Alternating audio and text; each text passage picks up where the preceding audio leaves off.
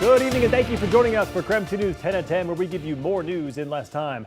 Our top story tonight, triple-digit temperatures. The extreme heat that is hitting the inland Northwest is impacting nearly everyone this week. And tonight we are covering resources for the city's most vulnerable populations, where to go to cool down, and we are taking an in-depth look at the past heat dome in Spokane back in 2021 and how that compares to our current temperatures this week. But first, we need to know exactly what to expect when it comes to the forecast. So let's get right to meteorologist Tom Sherry in the Weather Center tonight with all the details. Tom? Well, it was a hot one today. How hot, you say? Second day in a row now that we have set a record high temperature. Today, 102. Yesterday was 100. Today, 102. We're looking for temperatures tomorrow to maybe climb even hotter than that. When we take a look at what we've got going on around the area, you've got 92 degrees still at this time of night. Just amazing it can be this warm at 10 o'clock in the evening. After midnight and closer to sunrise tomorrow, we'll finally cool down into the mid-70s.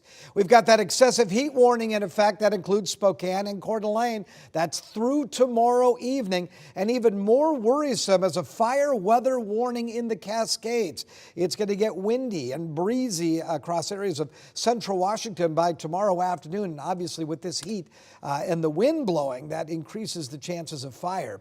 We'll go from 104 tomorrow to 97 on Thursday and 99 degrees on Friday. Is there a cool down in sight? I'll check my 10-day forecast for you coming up in a few minutes. All right, we'll talk to you then, Tom. Thank you very much. Another reminder, we are heading into some high fire danger tomorrow. Tonight, Fire District 3 is mopping up a brush fire that sparked along I-90 today between Cheney and Medical Lake. Fortunately, no one was hurt and crews had that situation under control before any structures were burned. And this dangerous heat is bringing people together. Several charitable groups are providing much needed relief to those in need tonight. Cool Spokane set up a temporary cooling center next to City Hall. They spent the day handing out cold water, sprayers, and cooling neck towels. Dave Bilsland works with the MAC movement. He spent today and the past few summers at one of those cooling centers. He is driven to help because he says water is a human right. It's something that's important on a human level. It's above politics, it's above religion, it's above everything. It's humanity at stake here. We are saving lives. He says these cooling centers will be set up every day. It's 95 degrees or above, meaning tomorrow and likely Thursday as well. And the City of Spokane's cooling centers are open for people to use during the heat wave. City code states they must be open. The cooling centers, they must be open when temperatures are expected to be 95 degrees or higher for at least 2 consecutive days. So you can go to any Spokane library to cool off. There are also additional support available at the Trent Resource Center. If you need a ride, Spokane Transit is offering free fare if you are heading to a cooling center. Also, Cooney County Emergency Management also shared a list of cooling stations in North Idaho. This includes libraries in Coeur d'Alene, Rathdrum, Harrison, Hayden, and Spirit Lake. For the cooling center hours, you can contact those centers directly. And in our effort to bring you more to every story during this heat wave, we are looking back at the deadly heat dome of 2021. How does that compare to this heat wave? KREM 2's Cody Proctor asked the experts if this is anything like we've seen before.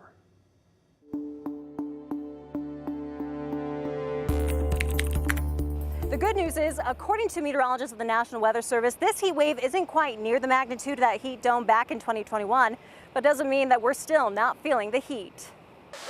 There are many ways to try to beat the heat, from playing in the water to getting a snow cone. But miles away in Erie Heights, Rachel Fuchs and her fellow meteorologists at the National Weather Service stay busy. Working on the forecast every day. We put out our forecast every day at 2 a.m. and 2 p.m. Right now, they're tracking the current heat wave impacting the Northwest, leading to record-breaking temperatures. He would rather be here in the heat dome.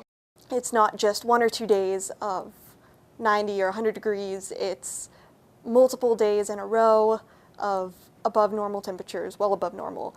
But how does this compare to other heat waves? Let's use the heat dome of 2021 as an example. That dome killed about 20 people in the span of days, many of them located in areas considered to be heat islands in the city, including downtown. Looking at this current system, Fuchs says it's not quite near the strength of what we experienced 3 years ago. The ridge isn't quite as strong, and therefore we're not seeing as high of temperatures. She says their office has noticed what appears to be an upward trend. A lot of our record-setting heat waves as far as just magnitude and duration of the heat have been within the past 5 to 10 years. As for the rest of this summer, Fuchs says it's too soon to say if we'll have another major heat wave like this one, but certainly likely that we will see more above normal temperatures. Now, since we are still dealing with the heat, Fuchs has a few quick recommendations. First off, drink plenty of water to stay hydrated. Also, try to avoid strenuous activity outside, especially during the hottest parts of the day. If you can, stay where it's air conditioned, and if you have to be outside, find a place with shade. Also, check in on those that are vulnerable to the heat. That includes the elderly, children, and pets. In Spokane, Cody Proctor, KREM 2 News. And now to our night beat with a quick look at the day's top stories. The Washington State Crime Report for 2023 is finally out, and while some rates have fallen, others are on the rise. Hate crimes increased 6%, and car theft is up 5.4%. Washington State has seen a 112% increase of car theft since 2019. It's also reported that since then, more young people are getting involved in these crimes. Idaho Governor Brad Little signed the new executive order. It is called the Only Citizens Will Vote Act. The new order gives the Idaho Secretary of State power to take all necessary steps to ensure anyone that is not a citizen won't participate in Idaho elections. Governor Little released a statement this morning after signing the order. He said in part, quote, "Idaho already has the most secure elections in the nation, and we are going to keep it that way," unquote. For context, in Idaho, it is illegal for non-citizens to vote. The state constitution already states that qualified electors are American citizens. Residents in Northwest Spokane have a new option when it comes to primary care. Earlier today, MultiCare held its grand opening for a new primary care clinic. According to the company, Spokane County has grown by 16% in the last 12 years, highlighting the growing need for health care. Providers spoke to KREM 2 about how they are working to try to bridge the gap. MultiCare, as a community partner here in Spokane, was interested in filling in the need for more primary care in the Spokane community. Right now, we're about 50 primary care providers short to fully serve the entire community, and this was just one step in bridging that gap. The 5,600 square foot facility is open on West Lowell Avenue. The new clinic is also offering behavioral health services.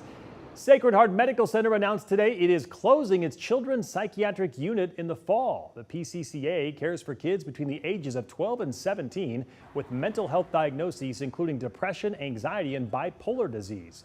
Providence cited financial challenges and a need to update safety features in the unit. But above all, the company said there is an ongoing shortage of inpatient psychiatrists. That unit will close on September 7th. And that was your night beat. To learn more about any of these stories, just head to our website. That's KREM.com. Well, nearly 12,000 workers are still rushing to restore power to 1.6 million customers in Texas after Hurricane Beryl ripped through yesterday. Today, Beryl was downgraded to a tropical depression. It is wreaking havoc across the middle of the country right now with heavy rains and flooding from Arkansas to Michigan.